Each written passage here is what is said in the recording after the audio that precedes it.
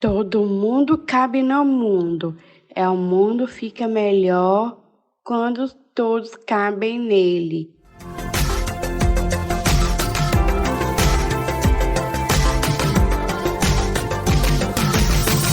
Inclusive Luísa.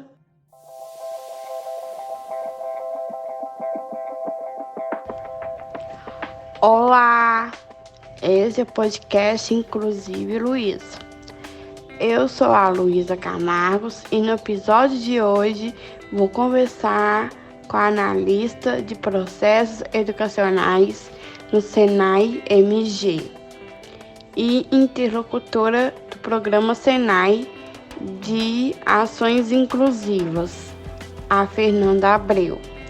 Além de pedagoga, a Fernanda também é mestre em formação de professores e educação inclusiva e está fazendo um doutorado na mesma área. Fica por aí que a conversa foi boa demais.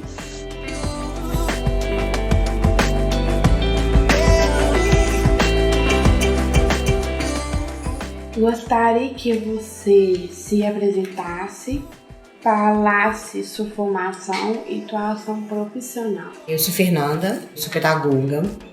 A minha pedagogia foi uma pedagogia com ênfase em necessidades educacionais especiais, então é uma pedagogia que eu já venho desde a faculdade, a graduação, que a gente já vem em cima trabalhando, né, das pessoas com necessidades educacionais especiais. Depois disso, eu fiz 3 pós-graduação na área, psicopedagogia, educação especial e gestão educacional. E fui fazer um mestrado depois sobre exatamente isso, a pessoa com deficiência na educação profissional. Muito voltado também para o perfil docente, para a identidade do professor, ver como é que esse professor lida.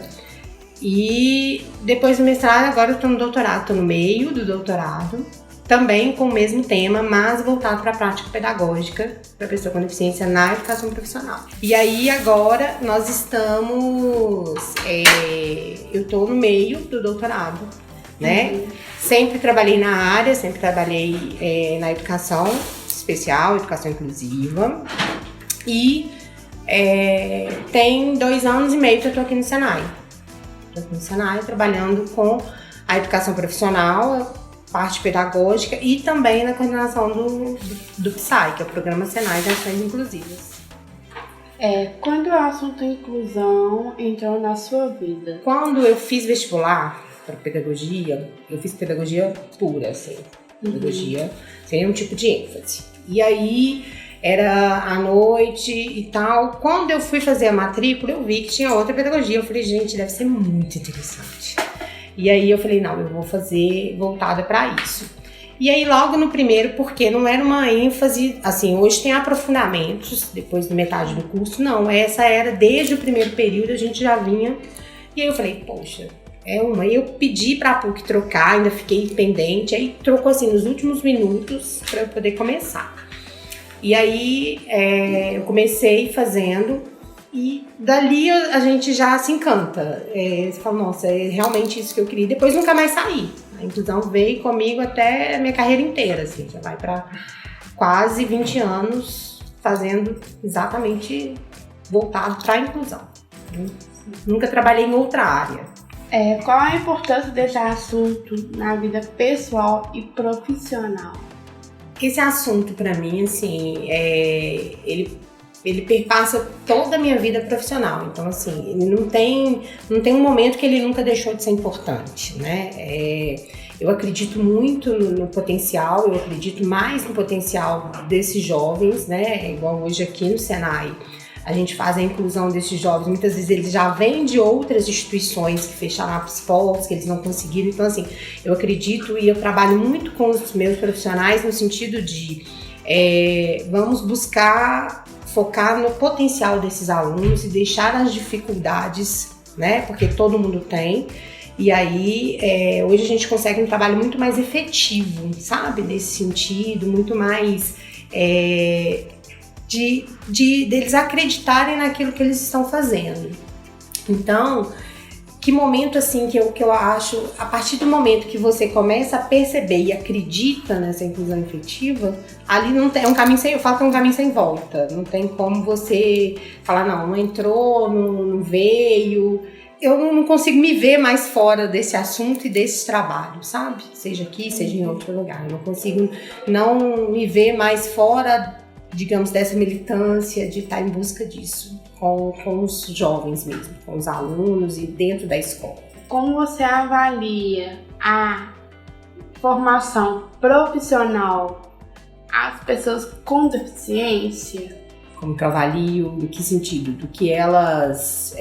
A formação profissional. Bom, aqui no Senai, hoje em Minas, durante o ano de 2019, nós tivemos 1.600 alunos com deficiência. Então, são muitos jovens que vêm em busca dessa profissionalização aqui dentro da instituição.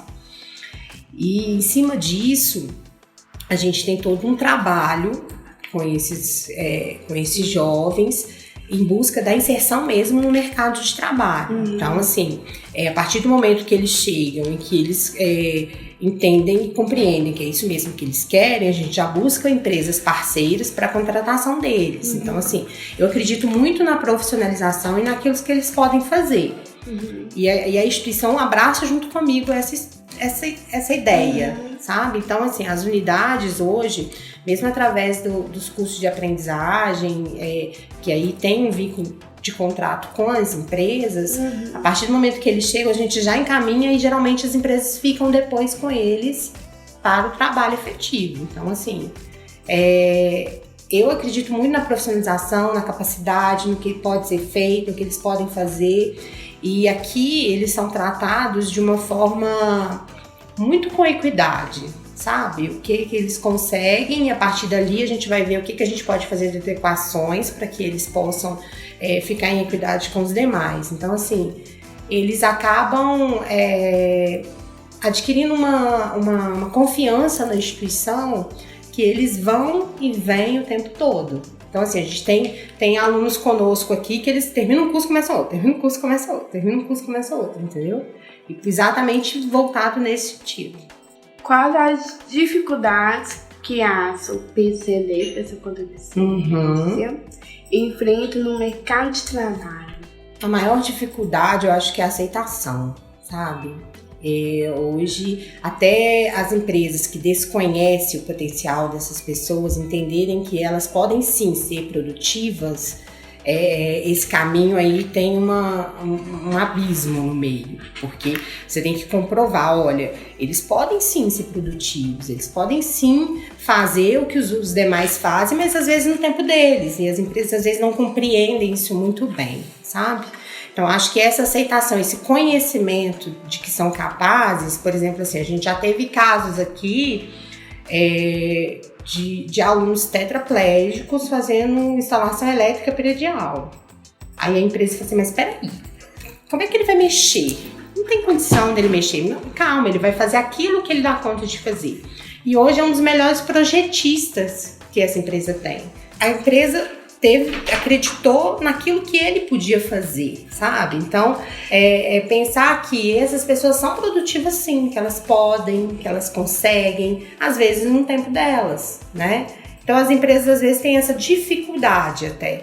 Então, muitas vezes a gente faz trabalho nas empresas, no sentido assim, como a gente atende a indústria, a gente vai na indústria, faz uma mobilização, explica, porque aqui a gente tem um público muito diferenciado no sentido assim, a gente atende as pessoas com deficiência, atende alunos do socioeducativo que a gente recebe, sabe? E assim, as empresas também não acreditam nesses meninos que praticaram um ato infracional. Nós recebemos tanto também alunos em LGBT, que são meninos que hoje não têm conseguido tanto espaço no mercado, por estar descobrindo agora a sua identidade, né? E meninos de acolhimento. Então a gente faz um trabalho com as empresas para que elas entendam que essas pessoas são iguais às outras, não precisa da gente ficar forçando muito, sabe? E aqui a gente tem empresas muito parceiras que já compreendem isso muito bem. Empresas grandes que fazem um trabalho com os funcionários e tudo, e que entende que essas pessoas têm produtividade. Quais sugestões que você daria para melhorar a formação profissional das pessoas com deficiência? Eu acho que tudo começa na formação docente, que é o meu grande objeto de estudo hoje. Quando a gente começou a fazer a inclusão aqui, essas pessoas, os instrutores, às vezes a gente recebia meninos, por exemplo, baixa visão, cego, o instrutor falava, não vou ficar nessa sala. A gente já teve isso aqui. E eu compreendo muito o lado deles, não é um repúdio, é medo, né? E aí a gente fazer todo um processo e uma mobilização para que ele entenda que da mesma maneira que a pessoa está ali para aprender, ele também vai aprender com a pessoa. E aí, não que a gente faça o teste com o carro andando, isso não. Mas a gente tenta que o professor compreenda que a gente vai entender quais são as necessidades dele ao longo da sala de aula. Isso eu acho que vem muito de formação, sabe?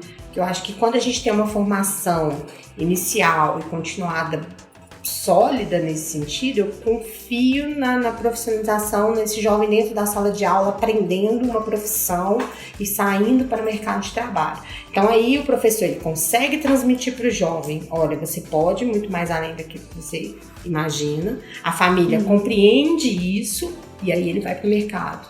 Então eu acho que a gente tem um papel fundamental aí de explicar para o jovem que é possível ele fazer. A gente às vezes faz adequações, por exemplo, a gente já teve um menino com uma deficiência intelectual muito severa, querendo fazer marcenaria. E aí tinha uma preocupação muito grande com os aparelhos, e aí a gente ficava com medo assim, de entrar e ele poderia perder um dedo, se ele tivesse uma crise, um surto lá, ele poderia. Então a gente adequou toda a oficina, os trabalhos dele eram muito mais manuais, mas ele não deixou de ter a profissão que ele gostaria de ter, que era ser marceneiro. Então, tem todo aí um processo. Mas isso o instrutor teve que comprar essa ideia, a família acreditar que ele estava em segurança e depois, posteriormente, uma empresa o contratar para fazer aquilo que ele conseguia fazer mais manualmente. Então, tem todo aí um processo que todo mundo tem que se envolver, porque senão não dá certo. Algum aspecto sobre a formação profissional que você acha importante destacar que não foi perguntado? Sim, aqui, o jovem que nós temos, a gente tem muita dificuldade, às vezes, a família vem e o jovem se matricula naquilo que a família escolhe, sabe? E aí a gente tem que fazer um trabalho muito grande já na matrícula, porque às vezes já na matrícula, às vezes a tendência disso não dar certo é muito grande. Então, por exemplo, quando acontece, a família vai fazer a matrícula, o jovem nem vai na matrícula e ele já entra. Aí ele já chega no primeiro dia, ele fala assim, minha mãe quis que eu fizesse isso, mas eu não queria fazer isso não. Entendeu? Então, eu acho que isso é muito importante, já vir essa conversa de casa, porque a família tem uma visão seguinte, esse menino não vai poder fazer nunca uma usinagem, uma máquina enorme, entendeu? Mas não compreende que tem todas as normas de segurança, tem todo um processo envolvido, sabe? A instituição é muito envolvida e a família não consegue compreender. E eu compreendo muito a família também, porque ela quer a segurança da pessoa, né? A tendência é a gente limitar para ter segurança, para entender que talvez ela não consiga diante de toda a limitação que a família impõe. Eu falo que os atendimentos maiores que a gente faz aqui nem é com o jovem, é com a família. Entendeu? A família é a pessoa que tem que ser mais atendida aqui, mais do que o jovem. Porque o jovem, ele por si, quando ele entra e ele consegue entender que ele tem uma autonomia, né? A gente aqui tem sim disponível, por exemplo, um profissional de apoio. Mas, muitas vezes, esse profissional ele fica mais de longe e o jovem tendo autonomia o tempo todo para entender que ele pode sim, sabe? E aí, quando esse jovem ele compreende isso, ele já nem quer mais o profissional de apoio e a família entra em pânico, porque ela fala assim, ele nunca fez nada sozinho. Como é que ele pode estar fazendo alguma coisa sozinho? E aí a gente começa a fazer atendimentos, a gente tem um suporte muito grande aqui com as assistentes sociais, e aí a gente começa a fazer alguns atendimentos até para a família compreender, olha, ele chega aqui, o professor fala que ele pode, você chega em casa e fala que ele não pode. E isso vai dando uma confusão na cabeça dele. E aí fica o tempo todo isso, sabe? A gente fala com o filho, olha, senão a gente não vai conseguir desenvolver esse aluno. E aí, a família, quando ela entende, aí ela abraça junto, não tem como não dar certo, sabe? A gente tem, sim, alguns percalços no meio do caminho, a gente vai adequando, vai fazendo, mas não tem como dar errado se tem aí a família e a escola juntos, entendeu? Isso é muito importante. Por que é importante para as empresas terem com deficiência como empregados? Então, sempre quando a gente vai nas empresas aqui conversar, nós deixamos a empresa muito a par do seguinte, que a pessoa com deficiência não é a cota.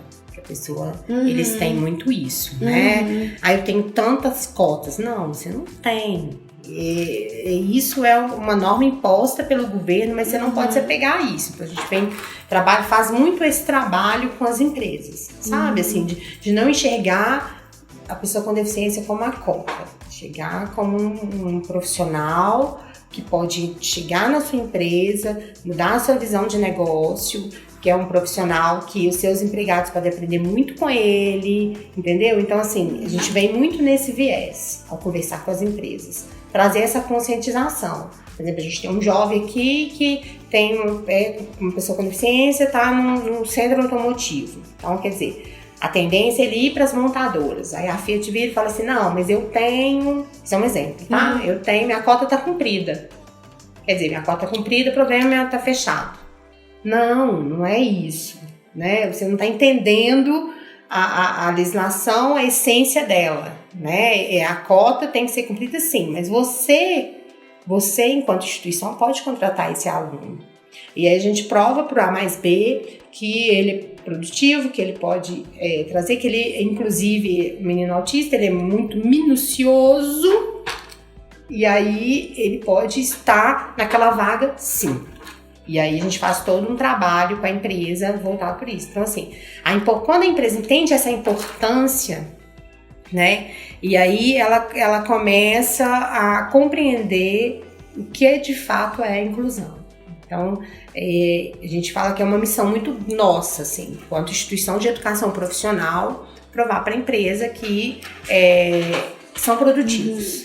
Qual a importância das cotas para estimular essa contratação? Eu fico muito triste, para te falar a verdade, porque eu queria que não tivesse uma legislação obrigando ninguém a fazer isso, sabe? Eu queria que isso acontecesse naturalmente, sem ninguém estar precisando fazer conta. E acho que é isso que eu busco o tempo todo quando eu vou nas empresas, assim, que eles compreendam que a legislação existe sim, que tem que ser cumprida, mas que, poxa, a gente pode fazer além dela. Então, assim, eu fico às vezes triste com as legislações, porque a gente tem que escrever o que é óbvio, sabe? E isso para provar que tem que ser feito. Eu falo muito isso, falo, nossa, sai uma legislação falando que é obrigatório o uso de intérprete gente, isso é o mínimo, né? Então, aí o pessoal vibra, eu falo, eu nem sei se eu vibro, porque assim, tudo bem, vai acontecer, mas eu queria que acontecesse sem precisar dela, sabe? Então, às vezes é importante sim ter, porque hoje, né, é difícil a compreensão de que tem que ter, mas eu acho que eu tentaria de uma forma diferente. Eu sei que a gente tem muito a evoluir no caminho da inclusão, mas acho que eu faria sim as leis, mas eu tentaria de uma forma diferente. Eu tentaria nessa conscientização, nesse acreditar que é possível, sabe? Eu tentaria como a gente faz aqui. Eu tento muito trazer uma conscientização de que a inclusão é necessária, que ela está aí, está posta, que estão precisando compreender, não só para partir de uma lei fazer e cumprir. Que tendência no mercado de trabalho você observa para as pessoas com deficiência?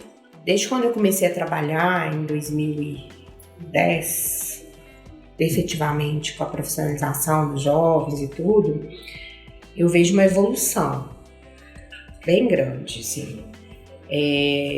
Antigamente nem se falava tanto. As empresas, eu já vi empresas preferindo pagar a multa ao Superintendência do Trabalho do que ter a pessoa lá dentro. Eu já vi isso muito, entendeu? Então, assim, e hoje eu vejo menos. Isso dá uma aliviada na gente, assim, mas a evolução foi clara. Assim, até das famílias deixarem ir para as escolas profissionalizantes, de acreditar que eles podem ir para o mercado de trabalho. Então eu vejo uma evolução. A gente mesmo aqui em números, a gente tem uma evolução muito crescente. Começou com menos, vai evoluindo. Cada ano que passa a gente tem mais alunos. Entendeu? Mais alunos. Eu falo que é muito de comunidade também. Se você vem, faz um curso no Senai, obviamente você vai chamar todos os seus amigos que falam, olha, eu fui muito bem acolhido lá. Então eu quero que vocês venham para cá. E aí vem só aumentando. Eu falo que isso é um sinal de que está tudo correndo dentro do previsto, sabe? Lá onde mesmo o Marco dá aula tem um menino surdo. O Pablo tá lá com o Marco, ele é surdo. E assim, o Pablo começou com uma dificuldade imensa. Ele já tinha passado por algumas universidades aqui em Belo Horizonte e as universidades tinham convidado a mãe dele a retirá-lo de lá. Quando ela chegou no Senai, ela chegou muito assim, desacreditada, vamos ver o que vai dar nisso. E aí nós a chamamos e assim, cada vez que a gente chamava ela, até para posicioná-la e tudo, ela já vinha com armada. Tipo assim, eles vão me chamar agora para tirar o meu filho de lá. E a intenção não era essa. Né? E aí, porque além da surdez, o Pablo tinha uma dificuldade cognitiva muito grande. Então, assim, a gente nem chamava pela surdez, chamava pela dificuldade que ele tinha em realizar as atividades. Então, porque a gente tem uma responsabilidade muito grande, que eu tenho que fazer adequações até um determinado ponto, porque eu tenho que entregar esse profissional para o mercado com um diploma que ele consiga, que seja verdadeiro. Né? Porque assim, muito bem, eu vou colocar ele aqui para brincar e dar um diploma para ele no final. Não é isso. A ideia da inclusão não é essa. E aí, por isso que a gente criou também aqui agora a terminalidade específica. A gente tem uma certificação parcial. Porque eu bati muito aqui com o pessoal, com a gestão, no sentido de eu não posso simplesmente falar com o aluno, você foi reprovado, tchau. Ele fez muito. Então, assim, eu tenho uma certificação parcial aqui que eu consigo elencar todas as capacidades que ele conseguiu desenvolver. Por quê? Porque às vezes ele não conseguiu desenvolver 100%, mas aquelas que ele conseguiu já é uma inserção para ele no mercado. Sim. Então, eu fico muito nisso. Então, assim, a mãe ficava muito apreensiva, sabe? Até que um dia eu chamei ela sozinha e falei com ela, Valquíria, você fique tranquila, a gente não vai cancelar a conta. Né, o Pablo é um menino que ele vai desenvolver aqui. Ele tinha grandes dificuldades e como a gente tinha meninos que não possuíam nenhum tipo de deficiência que tem dificuldades também. E teve uma formação deficitária que chega pra gente assim. Então eu falava com ela, o Pablo está sendo tratado como outro. Né? Então ela começou a ter uma segurança na instituição. A partir daí o Pablo já fazia parte de uma comunidade surda, aí começou a aparecer um monte, né? E ela começou a falar, gente, vai lá que dá certo. Então, assim, a gente acerta sempre? Nem sempre. Também, eu sou muito sincera. Tem hora que, às vezes, a família exige muito e a gente entende que não é aquilo tudo e a gente recua, sabe? Até pra família compreender, porque senão eu venho trazendo o menino pra cá, coloco aqui um profissional de apoio que a família entende que é uma babá dele e não é isso, né? Então eu faço todo esse trabalho, tá?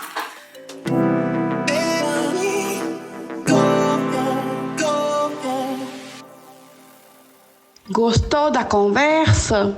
Fique ligado nas nossas redes sociais www.inclusiveluiza.aic.org.br e também no Instagram @aic_cidadania e @LuSR_Camargos. Comente nossos posts com quem você quer que eu converse sobre a temática da inclusão. E não deixe de assinar o podcast no seu tocador preferido. Não perca nenhum episódio. Até mais. Beijos.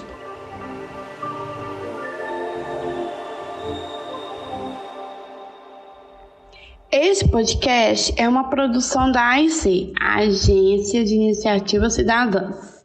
A direção do Inclusive Luísa é minha, Luísa Camargos. A produção é minha e da Carla Damiani.